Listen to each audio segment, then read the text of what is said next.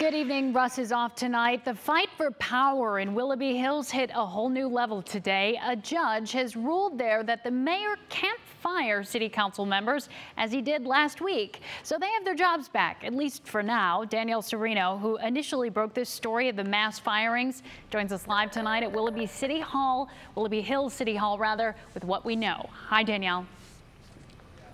Hi, Sarah. Well, what we know is this saga is going to continue, possibly until the November elections. As I told you last week, it all comes down to an interpretation of the city charter.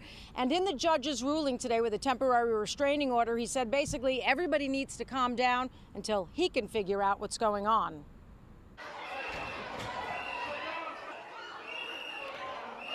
It's a knockdown, drag-out fight in Willoughby Hills, the kind we've seen in government meetings overseas, not in a sleepy city like this with less than 10,000 people.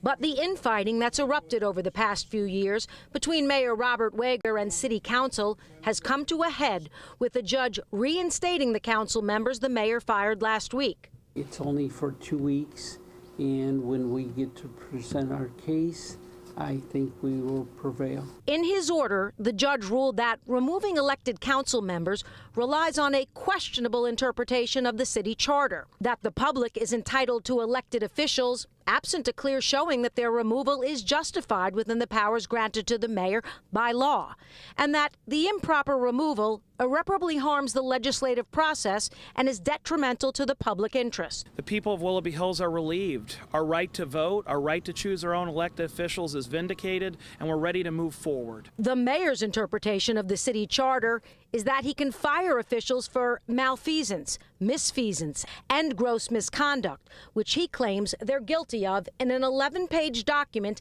he sent to every council member except Christopher Hallam, whose job was spared. Several ordinances that were created seemingly out of nowhere. There was never a public meeting held. And that's the other sticking point for the mayor. Council recently passed an ordinance which residents will vote on in November, basically giving them more power. They're removing the part that they can be taken out, but they're adding I can be taken out. But the restored council members point to another part of the city charter which says they can remove the mayor if he's unable to perform his duties, which they may do come November. These keys belong to the people, and City Hall is open for business. Now, he says he issued the temporary restraining order in part because he believes City Council may prevail in their argument. But the mayor hasn't had a chance to present his side of the story, and he'll have 14 days in which to do that when the judge will issue his ruling. Reporting live outside City Hall, I'm Danielle Serino, Channel 3 News. Be interesting to see what happens. Thanks, Danielle.